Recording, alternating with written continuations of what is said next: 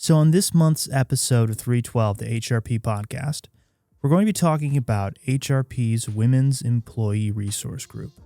These are community building groups based around employee identity or experience.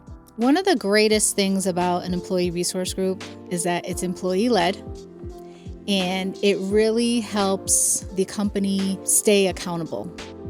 That's Alicia Washington, HRP's Director of Marketing and JEDI, Justice, Equity, Diversity, and Inclusion. See, I'm so glad you said that because now I don't have to say what JEDI stands for. Mm-hmm.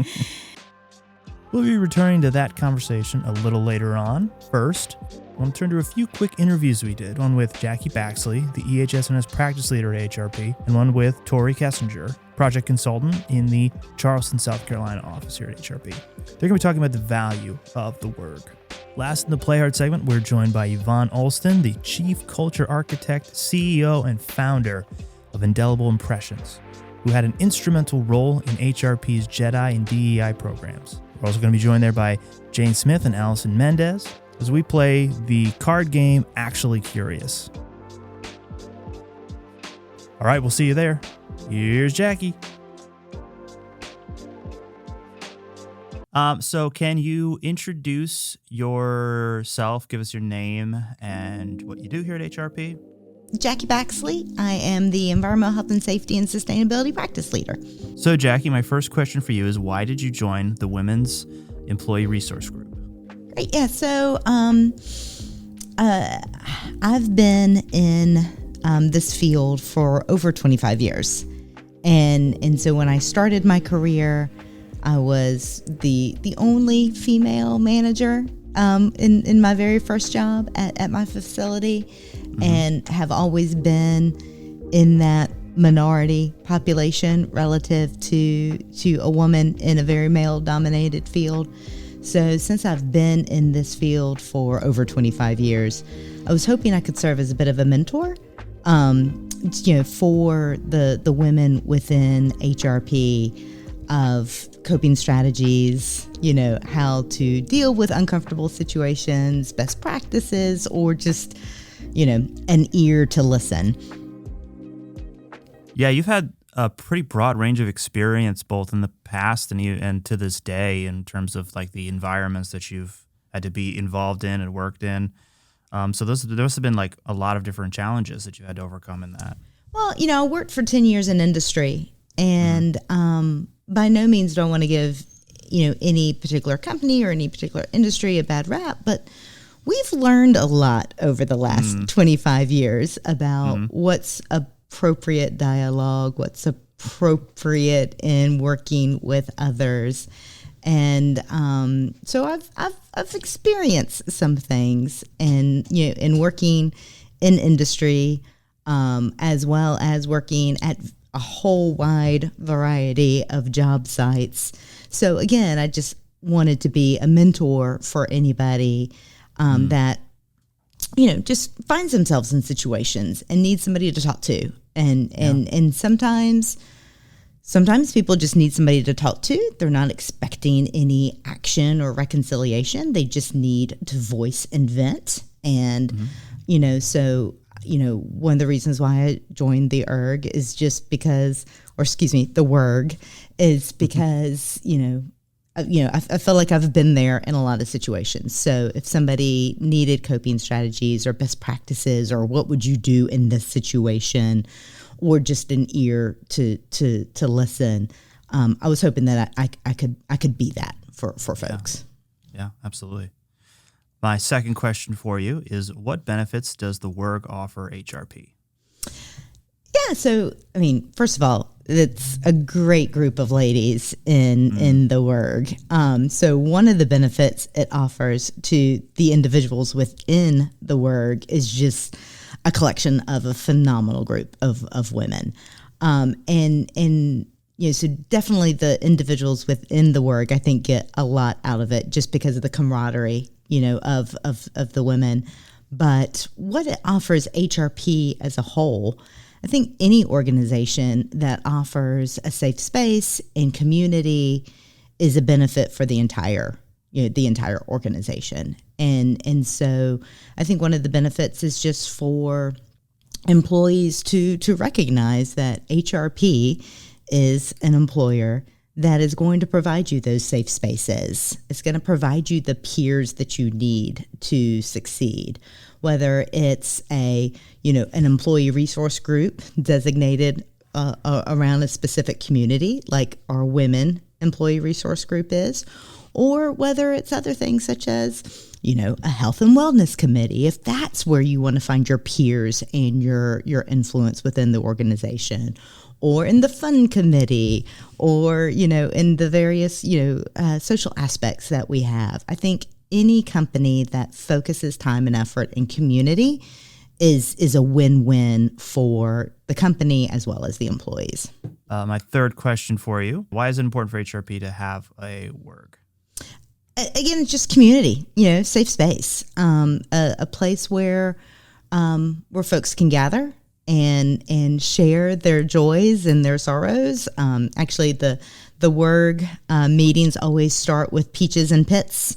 Around our dinner table, we call them roses and thorns, but it's where people have the opportunity to talk about some good things that have happened, whether professionally or personally, and some things that they're struggling with, whether professionally or personally. And so again, it's just a safe space with community of people. The only reason that they are in there is to lift each other up. And so it's just, I think, any organization can benefit from having, such groups within their structure. And finally, what are you looking forward to from the WERG? Well, like I said, it's a great group of ladies, so I just enjoy, meeting with them. And, unfortunately, sometimes I can't make all the meetings, and so I am more of a sometimer as opposed to an all-the-timer in the attendance of the meetings, just based off of schedules. But because of that, I really look forward to just meeting with the ladies when I'm able to. Again, it's just a fantastic group of women, and one thing that I know that the group has talked about is way to expand outside of HRP, and maybe offer some of our communications and panels and discussions to some of our subcontractors or even some of our clients, and so I'm looking forward to how we can grow what we've been focusing on internally, outside of HRP as well.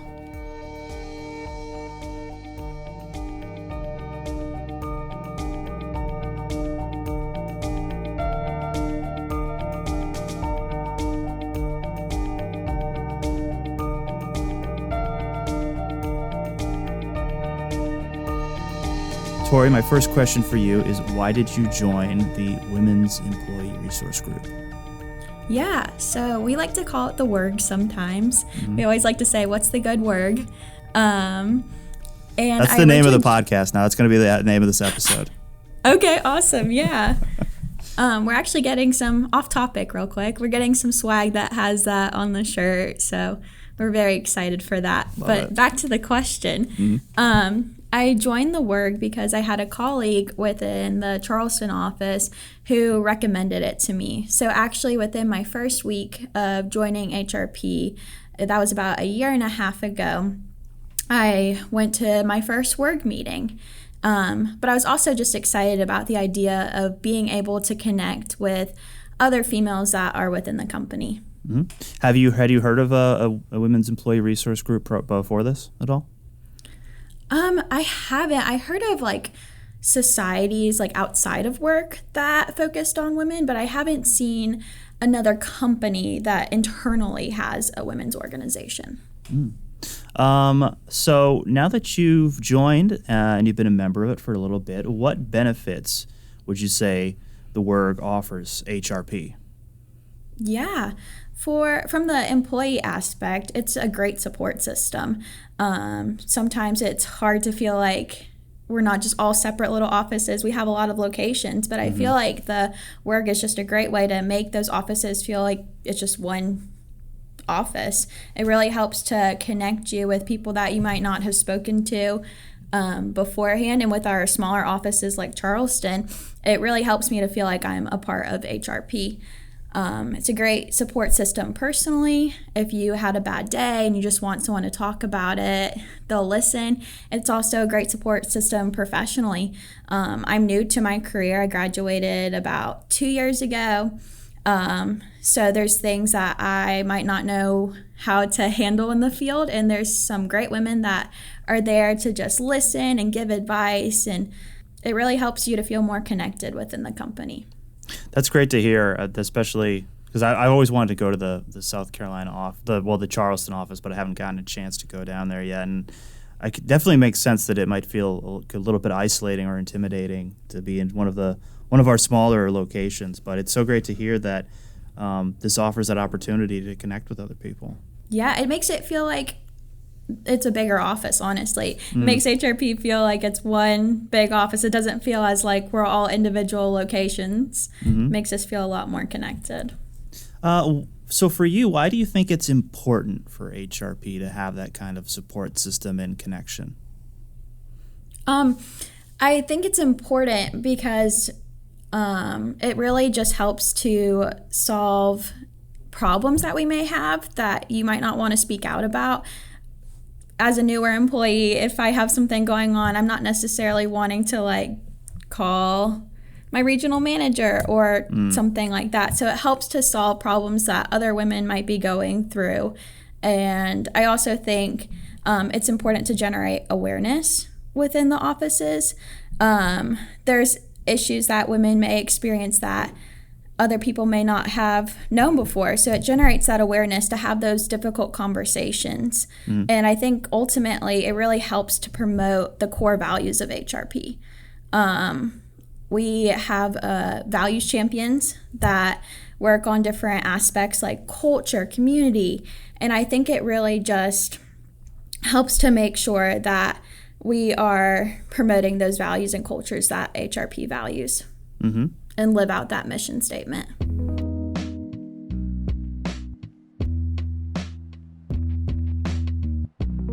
So like outside of the work, how much interaction would you say you'd have with your female colleagues at HRP? I think for me, it's a unique situation with being in the Charleston office. It is just me. So if I didn't have the work, I don't think I would have much female interaction. If I didn't join, I don't know. My day-to-day interactions are mostly with clients. Yeah. So I don't think I would have that if I wasn't in the work as much.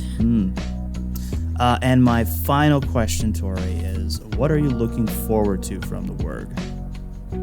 I'm excited for the panel. So last year we did a panel, and it was an opportunity for everyone to come, not just females. Everyone was welcome to the panel last year in March. And I'm just really excited to do that panel again because for me it was really valuable to listen to that panel, and I think it was also valuable for other people as well. So I'm just excited. We have some good ideas in the making for it. So I'm excited for that. Fantastic. I'm just excited for more women to join. So yeah, and I also am thankful that HRP has this.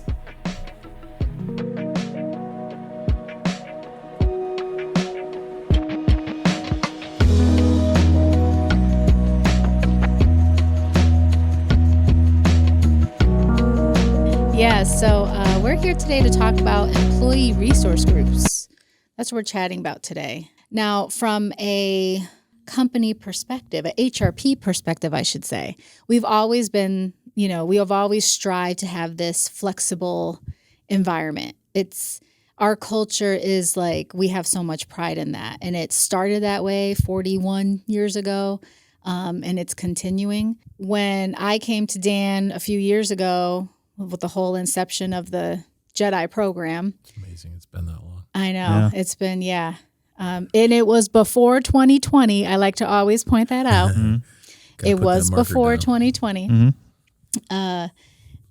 It was like a no-brainer, honestly, that we would, do something like this. I think that one of the things I'm most proud of about HRP is that we are an aware company. And when I'm talking about like the leadership of the company, like we're aware. And with awareness comes action. And I think that conversation I had with Dan about, this is why we need to do this. He was like, well, yeah, let's get it done. So, part of a JEDI program there's a lot of training, there's a lot of employee engagement, there's a lot of stuff that comes with that.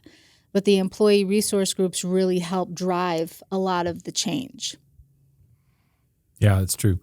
We're very fortunate to have Alicia leading this because she's very passionate about this space, and she's just an excellent leader and provides great guidance and tutelage to the rest of us on it. So we're extremely fortunate in that regard. So thank you for what you do. Thanks. Thank Dan. you, Alicia. Thank you. Yeah, I mean, it's a natural fit for a company like this. We use the term employee first a lot. That's a hard expectation to live up to on a daily basis. We're in a system, a capitalist system. It is what it is. At the end of the day, the organization needs to make money in order to, be able to survive and effectuate its mission, which isn't really at the end of the day, cleaning up the environment or what have you. I mean, that's what we do. But at the end of the day, the purpose of the organization is to provide, income, resources, health benefits, 401ks, and, all that sort of stuff for its employees. And since we're a service company, professional services company, really it's this symbiosis between the larger corporate idea and its employees, because the employees are the product, the employees are the core of the company.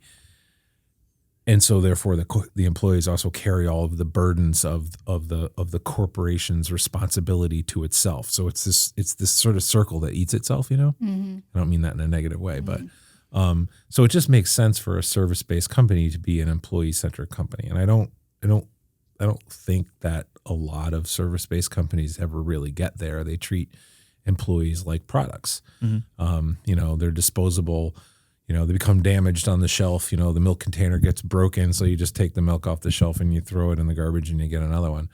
I think that, there are a lot of service-based companies out there that treat their employees like they're not the product, but a product. Right. Subtle right. differential. A number, but, just mm-hmm. a number. Yeah. And that, I just don't think that is consistent with what a service company's overall mission should be, right? So what I mean by that is that if we expect our product, and I don't mean to be callous about that, but if we expect our product to perform at a high level and deliver a really quality service to our customers, which is how we make our revenue and provide for those 401ks and all that other stuff, right?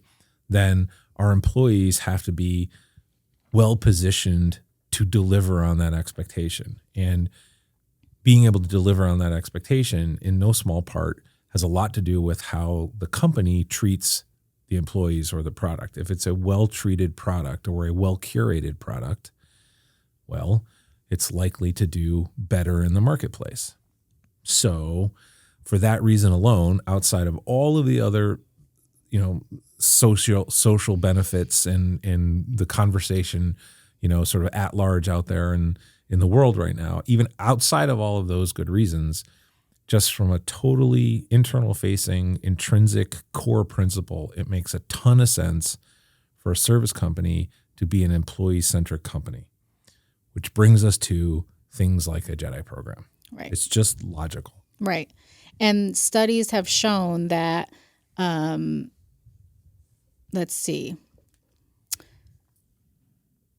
Studies have shown that companies with well-managed ERGs, and that's, defined there, bolded, underlined, well-managed ERGs, have higher employee engagement, loyalty, satisfaction, and also it's linked to enhanced productivity and performance. Mm-hmm. So a lot of studies show that. So to your point, Dan, we invest in our employees. Everyone matters here. And a JEDI program, supports that. So one of the things that I wanted to talk about today was misconceptions on employee resource groups, because there's 3 main misconceptions that I want to kind of go over because I even hear it internally, sometimes. So one of the first ones is the special privilege So we have one strong employee resource group right now. It's the Women's Employee Resource Group, which we call WERG. They're doing amazing things. And we started almost 2 years ago now. And, one of the things that I noticed when we started that program, that group, was some women did not want to join it. They felt that, I don't want to be treated differently because I'm a woman. I think some people think that, well, if you're part of an employee resource group, that identity is going to get special privileges. You're going to get, things that other people don't get. And that's just, it's a myth because, the fact is that, there are, more marginalized groups of people are more vulnerable to, being excluded. That is true. But that misconception of, that we get special privileges, it's just to ensure that everyone is getting the same opportunity. And so employee resource groups really help with, making sure, again, holding the company accountable. That's one of the big things, that employee resource groups do, is that we discuss, what are the things we could do better, and then making sure that the company does that. So that's one of those misconceptions. Another one is it creates more exclusion. So this one's really funny because a lot of people say, well, if we're supposed to be inclusive, then why do we have this group that's excluding everyone else? So it's a very common one. And what's really, it's a myth because anyone can join an employee resource group. You don't have to identify with the majority of that group in order to join. Anyone can join. Actually, I think that it's a great opportunity for allyship, for people who believe themselves to be strong allies to actually join these groups to, listen, be part of, bringing ideas to the table that can help, this specific group of people, be successful and again, holding the company accountable to that. So anyone can join. And so here at HRP, Employee Resource Group, you're a member. There's member events and there's non-member events. Meetings, same kind of thing. We host events that are for the entire company, bringing people in. So we just make sure that we are, inclusive of all the things that we do. And I think that the more people know that you can join a employee resource group and not be part of, that majority identity, you can do that. So we're looking to hopefully get more members for the work. If anybody mentions that, they have to join now. They have to volunteer to be part of it. Yes, please. Yes. We are recruiting members now. Yeah. And, one of the other misconceptions is that it's just like a social club. So there is no benefit that it actually brings to the company. And again, just such a myth because to the point that Dan made earlier, when an employee feels like they matter in a company, they are going to perform better. So performance, production, everything is going to be better. And there are companies, big companies like Ford, Chevron, for instance, where they have utilized their employee resource groups to help, develop, like I think it was Campbell's Soup. Their Women's ERG helped them develop new product lines, and kind of, created a whole new revenue stream with using, the information they got from their women's group. I think Chevron created a whole new marketing campaign through their Latino, employee resource group. So it's your bottom lines are going to multiply, like all of the things that employee resource groups can bring to a company are going to help it grow. And I think we just need to be looking at them more as, a way that the company is going to thrive, versus it's going to be more exclusion and separate the company. Yeah, it's a bit of a balancing act because I was having a bite of lunch with a certain somebody today, and we were talking about expenses and things that are, and I'm saying this air quotes, that are distractions from our core mission of generating billable hours. And, these sorts of things, ERGs, fall into that conversation a lot. It's difficult for, I'm being cryptic, accountants to draw a line between employee productivity as a function of satisfaction, which is created by these, in part, by these programs, to draw a straight line through, with a dollar sign next to it to the attendant benefit that you just described, Alicia.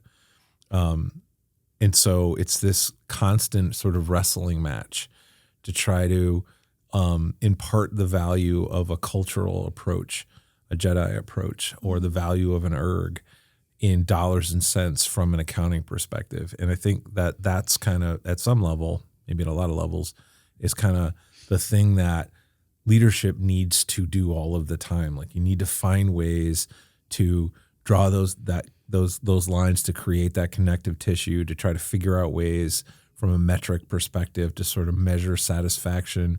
I'm not even sure that we're particularly good at that. That's probably a place that where we could use a lot of improvement. But at the end of the day, it also requires certain times that the leadership just say, no, we're doing this because intrinsically we all know that it has value, even if we can't draw it through a Deltek accounting system platform, because it's important, which kind of gets to sort of the core idea of what leadership really is. But yeah. Yeah. Like, what part of our Jedi mission statement says, celebrating diversity and acknowledging disparity. Like, those terms are in our Jedi mission statement. And that's what we're doing. That's the awareness thing is awareness is number one. And then there's acknowledgement, but then there's the action. And I feel like that's what we're doing with the employee resource groups. We're making sure that anything that we can improve on, anything that we can enhance in the company that's going to support all employees, we're gonna do that. But employee resource groups kind of help us, see what that is. They help us help ourselves. Yes, they help us help ourselves. That awareness is, kind of like, okay, we know that something's not right. We know that we can be better. And they kind of help us identify, okay, where can we be better? And keep us accountable to that, like making sure that we're sticking to what we say. I mean, there's no way that you're a company that's 50 years old, even especially 100-year-old companies that don't have discriminatory policies in your handbook. Right. Of course you do, because if it was written 75 years ago, there was a lot of stuff that was happening 75 years ago that was not good. Very discriminatory. So it's those kinds of things that, employee resource groups help with inclusivity. They help bring people together because one group can actually identify a policy that has maybe nothing to do with their majority identity, but it has to do with someone else's. Mm-hmm. There was a company where they have employee resource groups for LGBTQ communities, right? Where they identify benefit packages that help with, people who, are from that community, spouses and things like that. There are certain insurance or other benefit packages that are very exclusionary to people who are married to the same, sex. So it's identifying those things. Employee resource groups help with that. They take the time, to look at that and help the company make a change, or at least, identify an opportunity for change. So for the women's, I just really want to shout out the WERG right now because I do want to have my list here of things that they have done. But just to summarize, I say this as the WERG will, and also future, HRP ERGs will expand professional development through trainings, information sharing, workshops, and mentoring.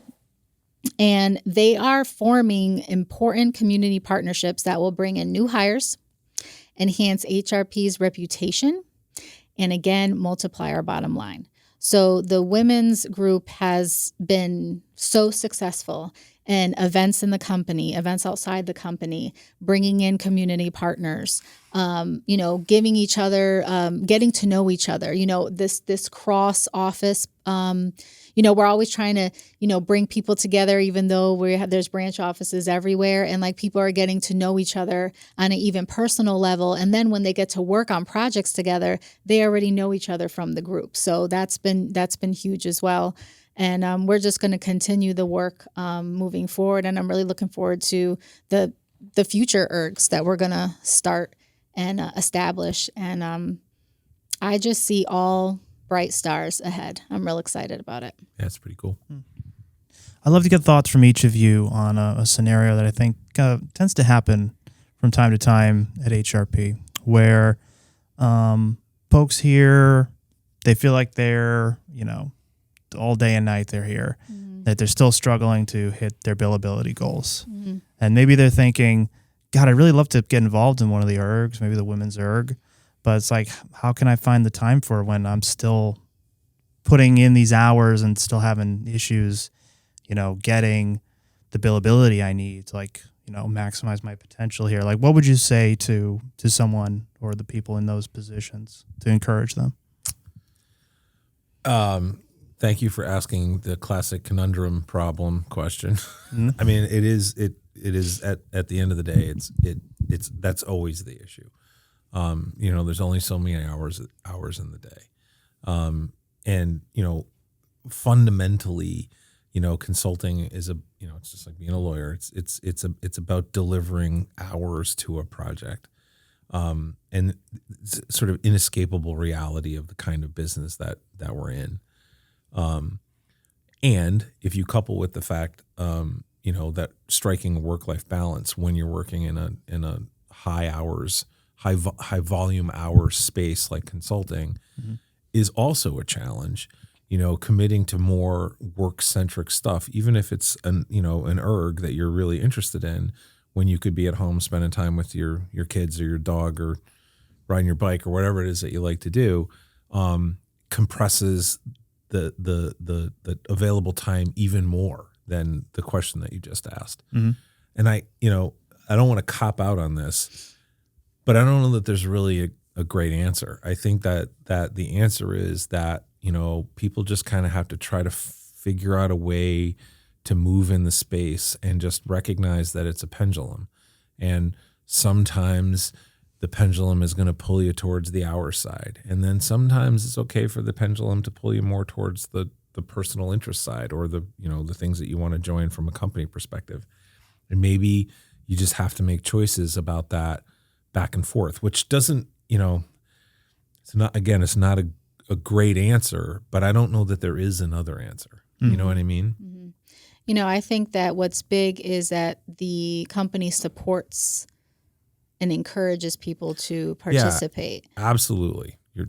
Absolutely. And when we're talking about people who may be struggling, it's really, you have to come to me, come to Dan. I'm the Jedi director, so you can come to me about anything. People do. Yeah. And, we talk about, well, what is my opportunity?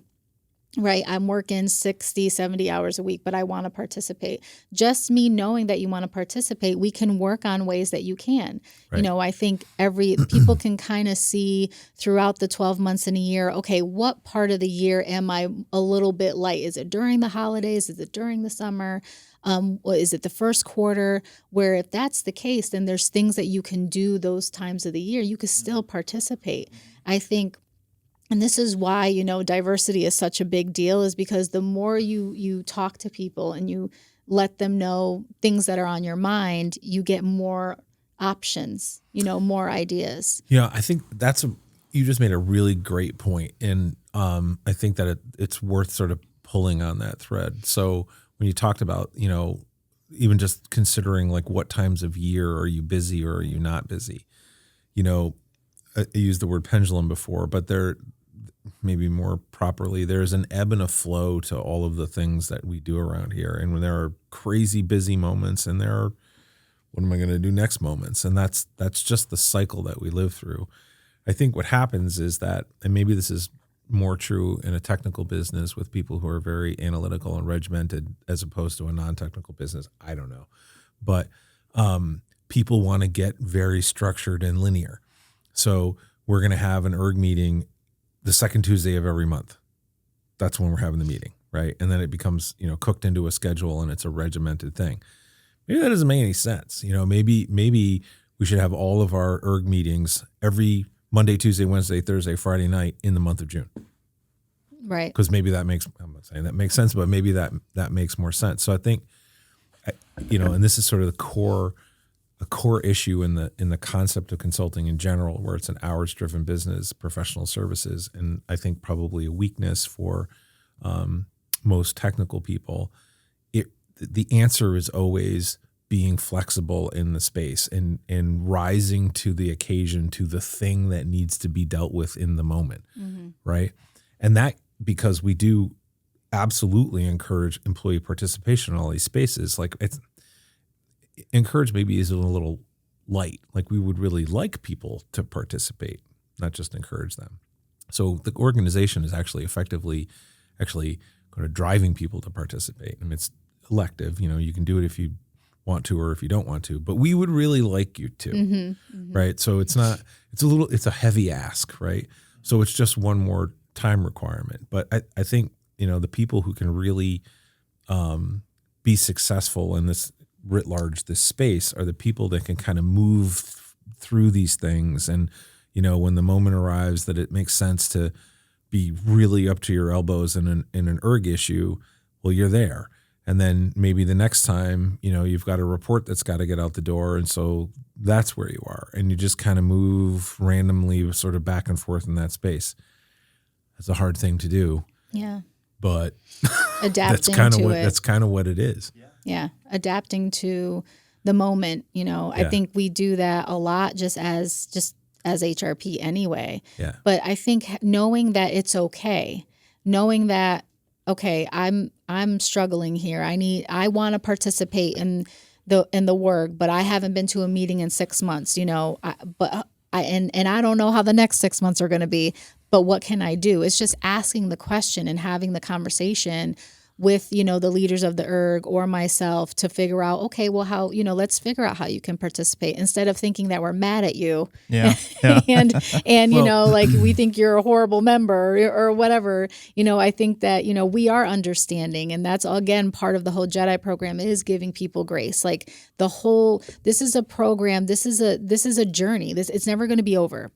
We want to see this, the whole point of ERGs and the JEDI program is, accountability, awareness, success. That's what it is. And so we're never going to turn people away. We want to help people, but we can't help who we don't know needs help. Yeah. And so really being forward with that is key to making sure people can participate. Mm-hmm.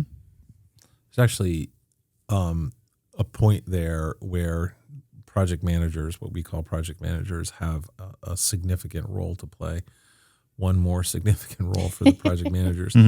But, trying to help somebody navigate that space. I mean, if you look at, sort of what we do externally, we're, supposed to be a solutions-oriented or a solutions-driven, enterprise where, we take somebody's environmental problems such as they are and say, okay, how are we going to deal with this? And then we work to find a solution. And the truth of the matter is, especially on the geo side, maybe not always true on the EH&S side, but certainly on the geo side, there's no package of solutions that apply universally to all the different problems that we face. Every single used trope over and over and over again. Every site's different. Well, it's true. And so you have to find a solution on every single project that's maybe rooted in some historical experience, but is tweaked to be specific to the problem at hand. I don't know that this issue is any different than that.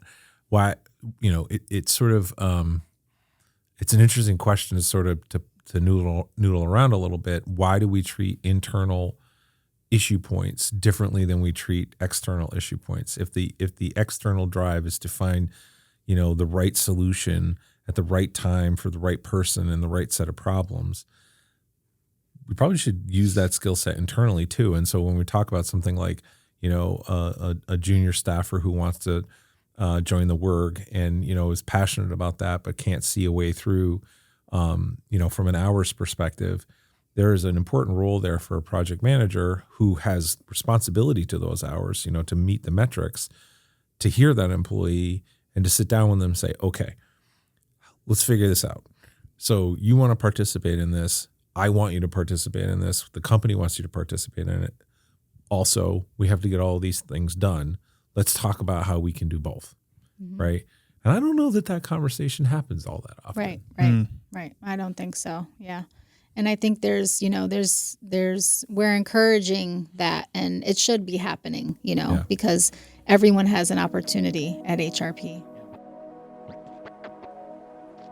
So on Hike, you can actually visit the WERG page. If you go hover over corporate and over to the left-hand side, you'll see employee resource groups, or I should say committees, ERGs. You click on that, and then you'll see the WERG as the first link there on that page. And you can go ahead and visit that page, read through it. You can see on that page, you'll see all of the members. You'll see the officers as well. You'll see how it's structured. It's a great page that's managed by the ERG. They're doing a great job. But there is a join button, so you can click on that and you can join. And also keep in mind too, and again, it's going to be the same process for any other ERG we have. Once you join, you put your information in, you will then be invited to the next meeting. Now, you can go to the meeting and be like, you know what, this is probably not for me, and then that's fine too. We really want to give people a chance to kind of participate, go to a couple meetings, meet some people, see what we're doing, to, see if this is a place, is this a place for me? Will I have enough, time to participate?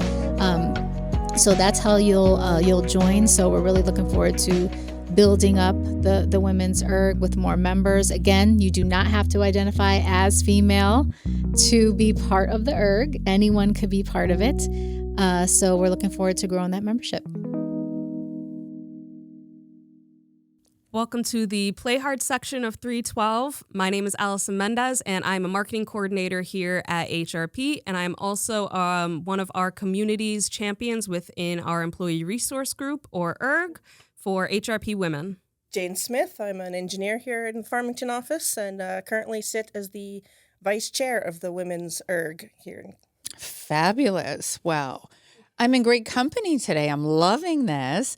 I'm Yvonne Alston. I am the CEO of Indelible Impressions Consulting, and I am the JEDI, Justice, Equity, Diversity, and Inclusion Consultant for HRP, working with you all for several years now in culture work here. So super excited to be here with the two of you and talk today. Welcome back to the office. Yeah, I know. I love these digs. It's so fabulous in here. All righty. So we're here to play a game. How cool is that on a Friday? Can't argue. Right? Okay. So this game is all about curiosity. So we're really excited about that. The game is really meant to ask each other some questions, right, at different levels of difficulty and challenge, which we're all up for, of course, and really about building transparency and empathy that helps lead to greater understanding, deeper depths of compassion, and which is far more meaningful, I think, when it comes to relationship building, even when it comes to just better understanding ourselves as we engage with one another and develop relationships with one another. So I'm here for it. Great. Yeah, Sounds I'm good. excited. All right. Awesome. So Alston, you want to pick the first one and kick us off? Sure. All right. Go with, let's do a yellow. Ooh, do you want to pass her a yellow? So we're skipping past the easy questions and going straight into yellow for Allison. Hey, what did we say? dive, Play deep hard. dive. Play hard. Play hard. Let's go hard. Play hard, work hard. Ooh. My card says, imagine yourself in the future. What will your greatest life accomplishment be? Ooh, okay. My greatest life accomplishment. I'm not sure. I mean, I think I'm only 24, so there's a lot of potential in the future. I really want to be able to travel a lot. I want to be able to make a lot of strides within my career. I'm very career driven right now. Woman on a mission with ambition. Ooh, I like that say phrase. that. All the snaps on that one. I remember those days. I'm with you. I'm rocking with you. I'm almost 50 I like and it. I'm I with like you it. on that. I like it. I think right now I'm really focusing on potentially getting my master's. I would love to be able to get my master's in the future and make that a goal, a priority, to be able to further myself and see kind of where my career is going to take me, and really be able to put my mind to a variety of different challenges. I think that life is full of different opportunities. You just got to be able to pick which one you want and go after it. And roll with the punches. Yes, roll with the You never know what's punches. going to divert your path either, which isn't a bad thing. Right. Sometimes you end up on a path you weren't expecting, but it turns out for the best. Absolutely. And as someone who has gone from a traditional career pathway in corporate America for 22 years and then left that to go and launch my own company, I will tell you, if somebody had asked me like even 10 years ago, like, do you think that you would be doing this, what I'm doing now, and that I'd be leading my own firm, I would have said, probably not. So life can surprise you. And I think you hit a critical note that will be a hallmark of your success. And that is the fact that you're willing to be nimble, that you're willing to, as was mentioned, kind of roll with the punches and different challenges that might come up. You'll navigate those and then you'll make new decisions, wiser decisions perhaps off of those. So good for you. Yeah. Awesome. I really want to be able to just like you guys said, rolling with the punches, being flexible and again, being open to other opportunities. I think change can be really scary, but we got to be able to adjust to change and being able to pivot, especially in today's very dynamic marketing industry and things like that, to be able world just to be able to pivot regardless of the industry that you're in. For sure. Absolutely. I mean, I think COVID did a great job of teaching us the lessons of great expectations and where we can find ourselves in life, and that ability to be agile, as you mentioned, right? And to be very thoughtful about what I can do next, and to also unbox that a bit. Yeah. Right. And not put so many constraints and limitations on ourselves. I think becoming unboxed, if you will, is one of the things that I have strove to achieve in my lifetime. Right. And I think I'm more me. I'm more authentic, and I am more successful as a result of that, of not always staying on the prescribed path. Well, and I think we're seeing too, even like not only on the individual basis, but companies as a whole, hopefully some have learned a lot from the whole COVID thing, in that people can be productive working from home, and you don't have to have a traditional must be in the office wearing a suit and tie and your skirts and your heels and whatnot. Yeah. But, you can be flexible, and when you give workers that flexibility, they tend to give you back better product. Absolutely. And, honestly, that was one of the things that I liked about coming here. Like, I worked for a very small company when COVID hit, and there was like maybe 10 of us in the company, and I was doing inspections of construction sites, and we worked in all the New England and tri-state area states. Yeah. At one point, I was the only person working full-time hours because Connecticut and Massachusetts didn't shut down residential construction as they were considered, essential services. It was very strange, but Interesting. I mean, they unfortunately did end up closing their doors, and I ended up here at HRP. But it's something I really like about this company is they still give you that kind of flexibility, like to choose whether or not you can work from your home and still have an office to go to. Because after spending 5 years working out of my computer or out of my car and in my house, it's kind of nice to be able to come to an office once in a while. But to have the person, but to have that, I think companies see that now. Hopefully the government would see it that way too. Yeah. One of the things that I really love about HRP as an organization that my company, supports in various ways is the allowance, if you will, of authenticity to exist, right? From people's different identities, what matters most to them, how they show up physically, how they show up intellectually, as well as emotionally. I think that's really great. And to your point, that's the evolution. I think that was very much born out of the pandemic, is that people and in organizations, hopefully much like HRP, have come to understand the life impacts of that experience and are willing to be agile and flexible in which to provide an environment where people can have versatility in where they work and how they work, but also in how they're showing up to the workplace, allowing for individual identity and intersectionality to exist in really beautiful, meaningful ways. Oh, for sure. Being able to figure out that work-life balance Yes. And having a company that supports that is amazing. Yes. You know, you mentioned travel. That's how I ended up in this country. I'm from Canada originally, so I've been in Connecticut. I didn't know that. So, Welcome. Born and raised in Saskatchewan, but yeah, no, I had a 5-year plan when I got my first job in Connecticut. 5-year plan to go back to Canada. Well, that was pushing 23 years ago. Wow. Okay. Instead, I got married, had kids, and have built a career here. So, Connecticut did something you know, right. as you say, so life throws things at you, and all of a sudden you're not where you expected to be. Yeah. But Flexibility. Yeah. But finding a company that allows to be able to travel and take that time, to work in that work-life balance is so important. Yeah. And I really learned that in the pandemic too, because when that small company did close down, and I finally stopped.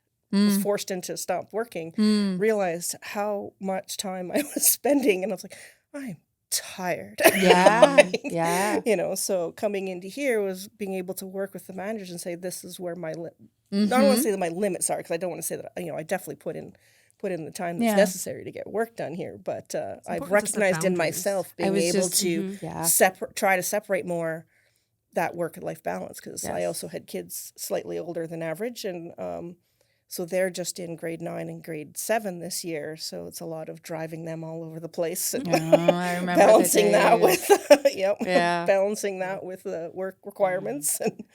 But again, it goes back to the flexibility of being able to react from home and work on the fly. That I can send emails from my phone while I'm watching my kids' football game. Answer those questions that I know I can do off the top of my head.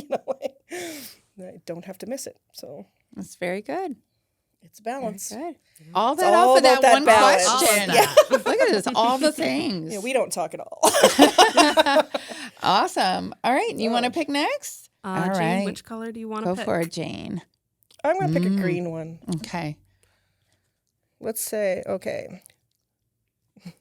Do you think about your environmental footprint? Why or why not? That one's not at all related to our industry. I think it's a plant. I think Tom planted that card right on top on the green. Yeah. I mean, I think being in the environmental industry, I do think about our footprint. Like whether it's all the recycling that we have to do at home or I don't really think about it in terms of having to balance out the carbon from taking a plane home to visit my family, or but it's probably something that's always conscious about what we're doing work-wise. I don't really have a good answer to that one. I'm sorry. That's yes. Okay. Yeah. There's the question. There's the answer. Yes. Yes, I do think about it. Why? Because it's important. It's the world we live in. Yeah. Whether it's climate change or industry pollution or whatever it is, it's part of our world. If we don't pay attention, it's going to be to our detriment. So, if there's little things we can do at home, try to. Little things add up to big things. Yeah. I think for me, because I'm not a technical staff, I didn't know too much about the environmental industry before coming here. I think it was really interesting once I started learning more about our services and things like that, how we have to keep improving the environment and how much damage that people can do to the environment, and just like how important that they are. I think that we've begun a good conversation around the importance of being environmentally conscious. I think that we still do have ways that we can go just as a society in whole. But I do think that HRP specifically does think about our carbon footprint and things like that. Like we try to reduce our waste in terms of our paper usage and things like that. And I think more and more people do become conscious of like, wow, we use a lot of papers here. Maybe we should figure out a way to try to cut that down. People are trying more ways to, maybe we could bike to work rather than, taking my car because I live close enough, or things like that. Ride sharing and things like that. Composting. I know that a lot of people do composting. It's good for the soil. It puts the nutrients back in. And a lot of people have, since the pandemic, started gardening because a lot of people were finding that gardening was a good hobby. It's also really good in terms of your mental health. because plant therapy is really becoming popular because it gives you something to be able to look after, and it's good for the environment, and it gives you something that you can, turn into food, and you have this sense of pride that I grew an something. accomplishment. Yeah, Yes. I was just thinking outside getting that natural vitamin D. Yes, which is good for serotonin and things like that. Absolutely. Especially as we're in Suicide Prevention Month. So that vitamin D really increases. It's a big thing. Absolutely. Absolutely. Especially for people who suffer from like seasonal depression and that kind of thing. You need your vitamin D. It's so much nicer to sit outside in the sun. Yeah. I'm loving this time of year because it's finally not ridiculously hot and humid. Yeah. So I can actually sit outside and enjoy it. Exactly. Yeah, I would say for me, I've been conscious as just a human on this planet, knowing that we get like one planet and that's it, just like you get one life. So I am aware of things like carbon footprint and making sure I'm doing my part with recycling and so forth. And even on the business side of things, like I just bought, and I was talking to Dan and Joe about this. I bought a rocket book.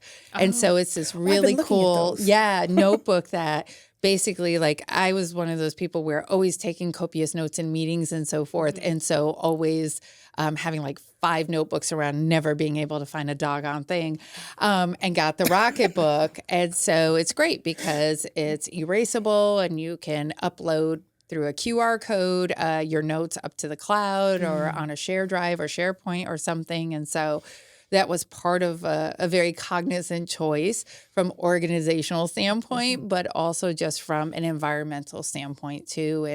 And I think there are ways that we can make good choices. And I think it's really about just being intentional and thoughtful about it. But if we all do our part, we will be able to certainly address, or at least at this point, slow down, hopefully, the progression of some of the harm that we've done to our planet and any future impacts.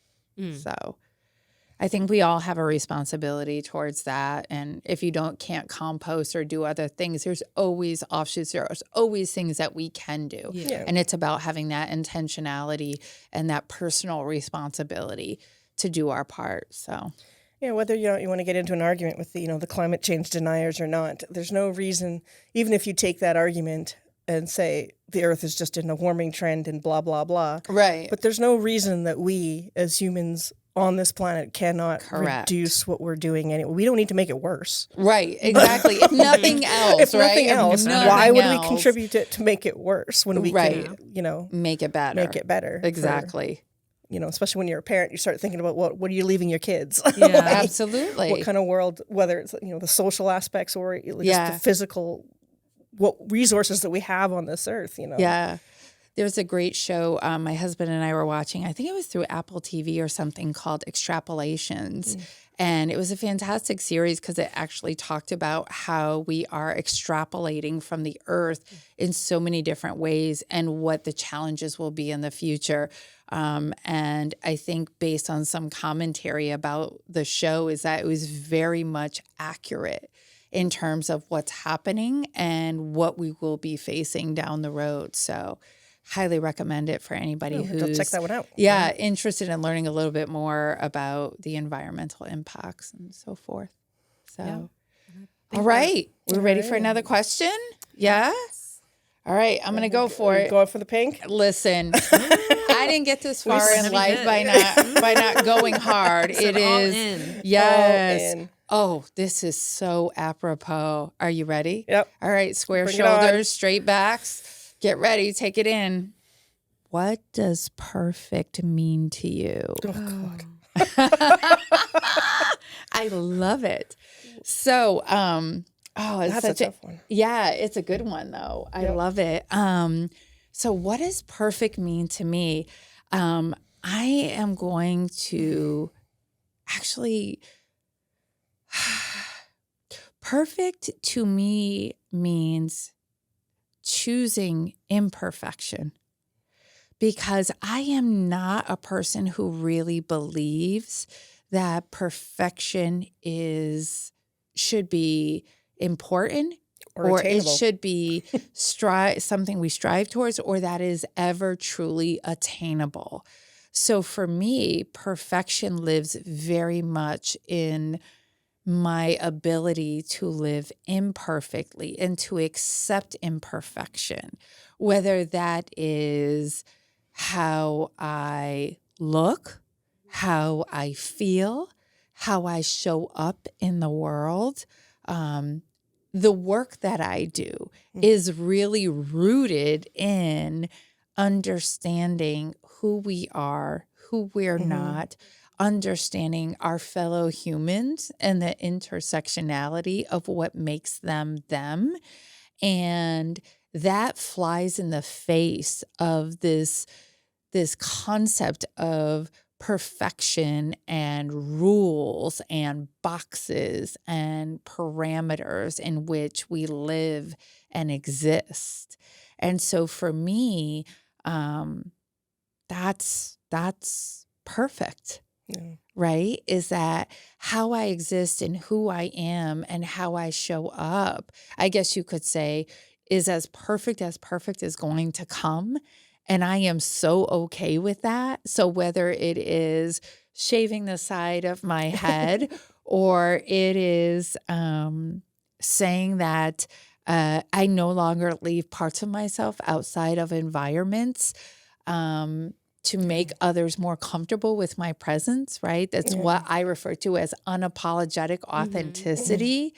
That to me is perfection for me. Am I being authentic to myself and what I believe? I think that's a perfect way to look at it. Yeah. Awesome. So if that's perfection, then I guess I'm achieving that. Yeah. What about for the two of you? What is perfection for you? Well, I think there's a dichotomy in my head because I am an engineer. So there's that side of my brain that goes, must be right. Straight lines. Yes. No errors. Yes. Although at the same time, I mean, everything in engineering is within a margin of error. So you're like, close enough. That's the phrase we used to say. I used to say in one of my other jobs, we were like, close enough for government work. Yeah. Because it always seems to be that there's a wide range of where you need to fit your stuff in. But I mean, but even but that's the nature of design too. Like if you're in a safety engineer designing, a car on the road, there's always going to be a factor of safety that's applied at various levels depending on what you're doing and how intrinsic it is to the human health and what you're doing your work for. I mean, in Canada, that's one thing that we do as professional engineers, or actually not even at that stage. When you graduate, we do this whole iron ring ceremony and they have a huge poem and the whole big thing is an oath about, and it's just completely talking about how, I wish I could remember the line exactly. It's terrible. I don't know it anymore. Sorry to all my professors. Because one of the main focus of it is basically, if I have learned anything, I know that I know nothing. Something along that lines. It's written better. I love that though. But that's the whole idea. Like when we graduate, part of that ceremony is that exactly is that as engineers, you're going out into the world. Your job is to, regardless of the discipline you're in, ultimately is to protect human health and whatnot. And so that phrase has, even though I can't remember it exactly, has stuck in my head, and I kind of try to remember that all the time. Is that you don't always have to have the right answer. Right. And so, like I said, that there's that side of me that goes, but there is a right answer. But I like the way you talked about it on the personal level, because that does become and I have in the past been very hung up on perfectionism because it's just sort of ingrained in me to trying to make sure everything's perfect all the time. But certainly having kids and moving countries and all these things have made me, and companies closing and having to pivot, as we've talked about before, has made me, really try to dig into that more, to say you don't have to be perfect. Yeah. Do what you can with what you've got. And I've always said too, when I counseled friends or coworkers that are stuck in their job or whatever, it's like, if you're not learning anything, it's time to move on. Yeah. It could still be a very good company, but if you are not learning anything, and if you're not growing, it's time to move on. Find a place that you can, and that may not be in the same industry. You never know, but hopefully it is. Yeah. I think as women too, I think we've been socialized, right? That there are beauty standards and there are standards for careers and things like that, right? That we need to ascribe to, that we need to epitomize. And I think the anti-perfectionist, yeah, right? And I think there's something incredibly empowering. And I would love to hear from you on that as a young woman. I'm 49 and a half. So as a younger woman, like, where do you find that line of what society deems we should look like, be, and attain versus what is the young modern woman thinking now as it relates to that? I think that I do struggle a lot with perfectionism, especially in work, just because I want to be right. I want to be reliable. I want to be somebody that people can count on. Mm-hmm. And I think sometimes I have to unlearn that being right doesn't mean being perfect, and that's not always the goal. No. And I think that that's a process that I'm still constantly have to go through. Yeah. But I think it's, like you both have been saying, it's about knowing that it is okay to not be perfect, and that perfection is not achievable. Mm-hmm. I think in terms of the modern woman and her image on society, I think that we have seen a lot in terms of media and we've been doing a lot in terms of pushing for different women, not just the same sorts of women that we saw in the 90s who were stick thin, all bleach blonde hair. Right. Who weren't representative of a large majority of women in America who felt very othered. Yes. Oh, you guys are all up in my language today. I'm loving this. Like, this is all Jedi. Like, say more. Yes.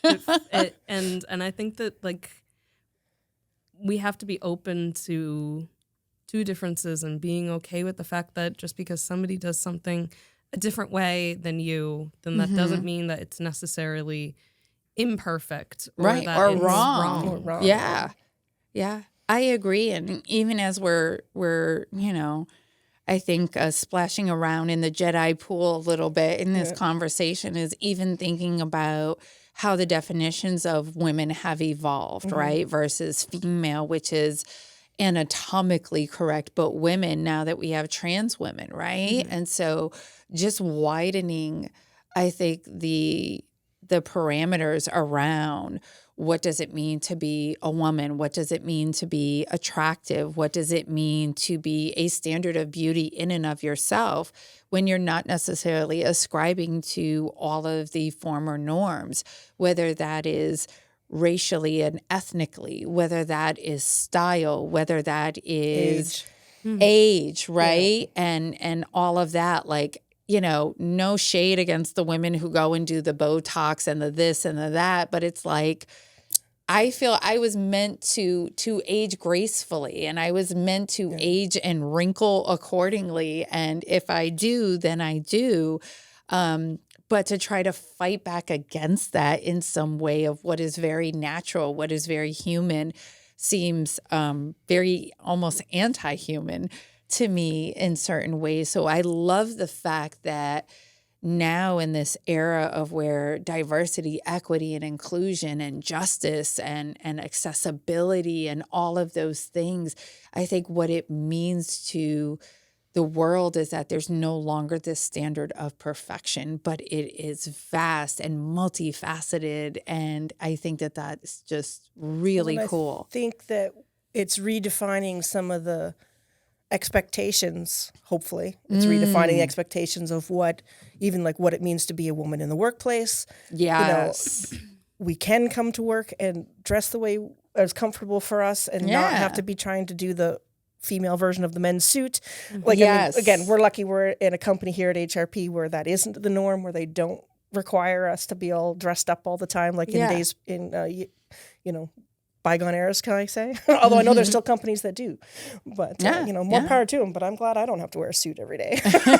And I'm sure a lot of the men are too. But that narrow window of what it means to be the working woman And it's, more than just, teachers and secretaries, that of what it was like, two generations ago. The stereotypes. Those what the options were for women who needed to work. Right. It's not just a want. I mean, and I have, all the more power to if a woman wants to get Botox and that gives her confidence, as long as she's doing it for her. Right. And not trying to fit into a mold. I think it's great. Do what you got to do because we're all different. And we all but I mean, the second you're doing it because somebody is telling you have to succeed, it's frustrating. Yeah. Because then you're setting a standard, and as you talk about with the Jedi stuff and inclusion and it's a lot of gray lines of what that means. Yeah. I always say that I play in the gray. I literally play in the gray every single day. I mean, you talk about, we want to try to have a place for, like, we're sending women out into the field and maybe might be the only woman on a job site. And so then you have to deal with sexism and whatnot. But there's also this other side of that, which doesn't get talked about as much. But if you're the small, cute girl going out there, they're going to get a different reaction from those construction workers to somebody who's older, maybe heavier, or doesn't have that so-called standard of beauty, because it still exists. As much as it's widening, it's still there. But you get those different reactions out in the world. And it's I was going to say interesting to watch, but that's not really the way I want to put it. Well, it's interesting. I think something to see make sure that how it manifests too. So and addressing that. There's a concept called lookism. Yes, actually, and that's the basis. Generally, what you're saying, right? And I think it's really unfortunate, right? Or the opposite of where if a woman is deemed by social standards as being very attractive, then the assumption is that she must not be as intelligent, right? Or Can't as run articulate, the crew. right? And that's ridiculous too. Right. Yeah. So I think what I've gleaned from this conversation is that perfection is the antithesis to authenticity. Yeah. And so if we're leading our lives, if we're leading ourselves, as we're leading environments with authenticity, then perfection doesn't have a place in the conversation. We try to do things that are right and just, right? Thinking about it in the Jedi context, but perfection doesn't really have its place. So, well, I read the question on the card. I think what we've proven through this conversation is that perfection does not need to exist in the form of much, if it ever is attainable. Well, so maybe we just need to remove perfection from the lexicon. How about that? What would I consider a perfect day? A perfect day, not too hot, not too cold, sitting there with my kids, enjoying them, watching them have fun and laughing, or with my family, and then, on a personal level, on a work level, be sort of very similar things, being able to have camaraderie with the people I work with, doing a job well done, getting things done on time, and all those things. But those aren't huge, big, it's got to be this way. That can come in so many different forms and still be considered, in my head anyways, a perfect day. Right. And that's perfect for you. Whereas, what would be a perfect day for you? Perfect day for me? And travel. Sure. Throw in some travel there because I'm with you on that one. Yeah, it probably would be girls' trip. It would probably include just rest, relaxation, and just like not having so many thoughts going around and I think a thinking perfect too day much. Changes depending on what's going on around you at a given time or where you are. That's right. Let me tell you, there's definitely been a perfect day when I've had a nap all day. Yeah. Or like if you eat just like a good meal, that can always brighten up my day. With friends, yeah. If you see a friend that you haven't seen in a long time, like that can make a very perfect day. A good day with the family. Like I love whenever I get to go with my niece to the zoo. It's always really fun because she likes the petting zoos and she likes to pet the animals, and so she'll take my hand and like drag me over to the parrots or things like that. Yeah. So perfect. I think what we've whittled it down to is that perfection is nebulous. Well, it's nebulous, but it's subjective. Yeah. Right. And part of it is experiential. Yeah, very much so. So I love that. All right. right. Very good. So the only card that we didn't pick, it looks like, is the blue. easy blues. I'm okay for now. I've got 7 minutes, so let's go for it. Blue. All right. We'll You use want me to blue. read it? Yeah, let's go for it. Blue. Favorite color? Oh, well. This is a good one to end on. Perfect. What foods remind you of home? Oh. Listen, it was almost a concert on cue. It's like, oh. Speaking of perfect days. Okay, right?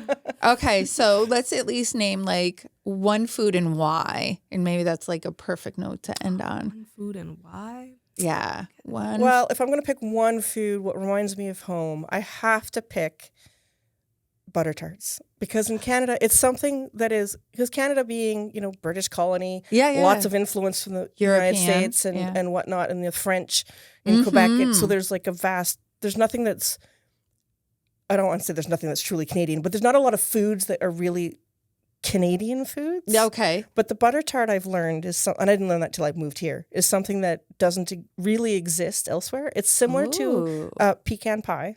Okay. It doesn't have pecans, although some people do put nuts in their butter tarts. Okay. And I think in Britain they call it like a treacle or something like, I can't pronounce that right. But it's basically, it's just brown sugar and butter and vanilla and made into little tarts. I brought them for the cookie thing last year. Last year when they did the Christmas, my lip on that. Butter's my friend. So.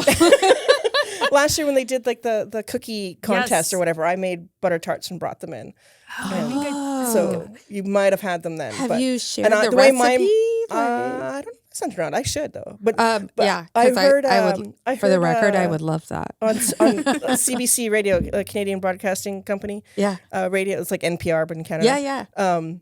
They did a thing on butter tarts once, and they were talking about how it's like this quintessential Canadian thing, but every region of Canada makes them slightly different, and it becomes like this big argument as to what makes the best butter tart. I like my mom's recipe, which again reminds me of home. Okay, and she puts rum in hers and raisins, so it's basically. Yeah. So I refer to it like here when people don't know what I'm talking about when I say butter tart. It's not just a slab of butter and a tart. Yeah. It's I will change the name of it and call it like a rum and raisin tart, but because we put rum in ours. Okay. And that can be the flavoring, artificial flavoring, or real rum, depending on what you want to do. Yeah. I've done both. I will be getting the recipe at the end of this talk. So I can cite it off my head. Oh my gosh. All right. You're up. I don't know. What food feels like home? Food that feels like home? I'm not sure because there's so many different recipes that will remind me of home. Like there's my grandmother's chocolate torte cake that she always makes during Christmas that no matter what we do, people just can't get the recipe quite right. What is it about grandma's cooking that you can never something about it? It's the love. It's grandma's hands. Yeah. And it's the love. Yeah. It's just it hits different. Because whenever I ask her for the recipe, she doesn't have, I don't remember if she has the recipe like written down like in terms of like measurements and things like that. And so she'll just be like, do grandmas measure? I know. No. I don't think grandmas measure. Help from the ancestors. Yes. I like that. I love it. Ancestors. And I love those. I also love, cinnamon buns always remind me of Christmas too. With me and my sister, we would always have cinnamon buns waiting for us when we'd wake up at Christmas, run downstairs, and we'd be ripping open presents and things like that. And there would always be cinnamon buns waiting. And nice. I remember one year when my mom butter tarts. Butter tarts. Yeah, it's a Christmas really thing. Good. It's a Christmas thing. Like there's always these little things. Yeah. Or like then there's rice and beans, which is always a staple in my household. My dad would always make rice and beans, and he'd add his saison to the packet and things like that. And a so little that Latin, was always Hispanic flavor. He's Puerto Rican, so it was always a staple in the household. He'd always make it, and it was always perfect. Yes, very nice.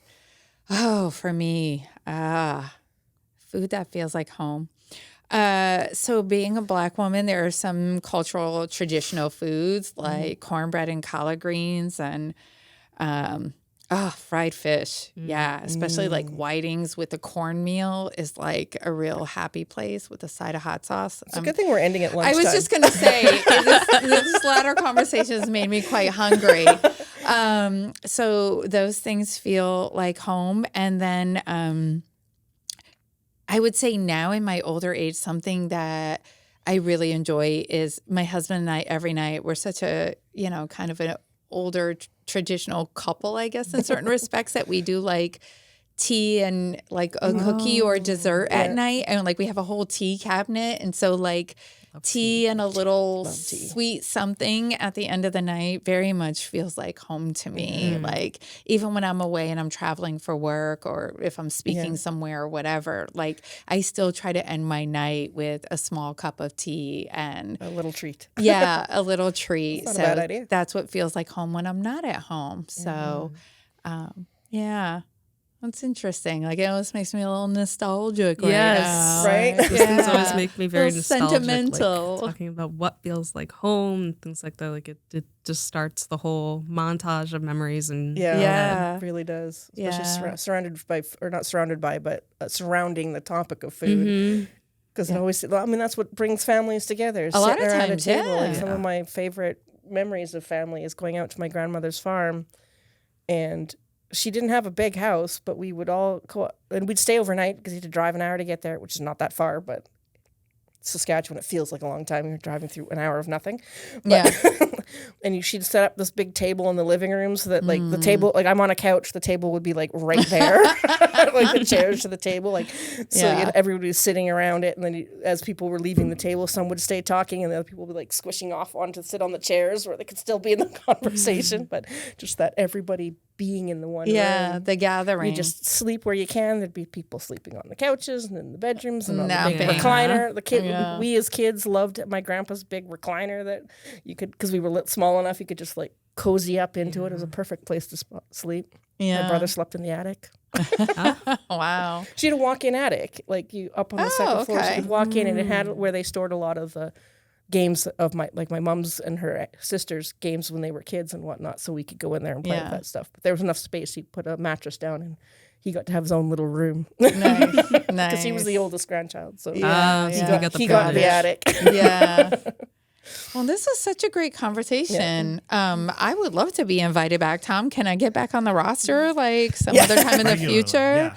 Anytime. Okay. Stop by. This has been thoroughly enjoying. And it's great because we got the opportunity to know a little bit more about each other. And this is the beauty of conversation. This is the beauty of Jedi and bringing all of our authenticity and our own experiences to the table. So it's been really beautiful to share this time with you both and get to know you better. Thank you. Yes, it was great to meet you, and it was great to have this discussion. It was a lot of fun. All right. Well, thank you, Tom, for inviting us and hosting this. You're all very welcome. Awesome. You didn't even have to prompt us at all. Yeah, Be right. on camera. Alston, do you want to take us out with the outro?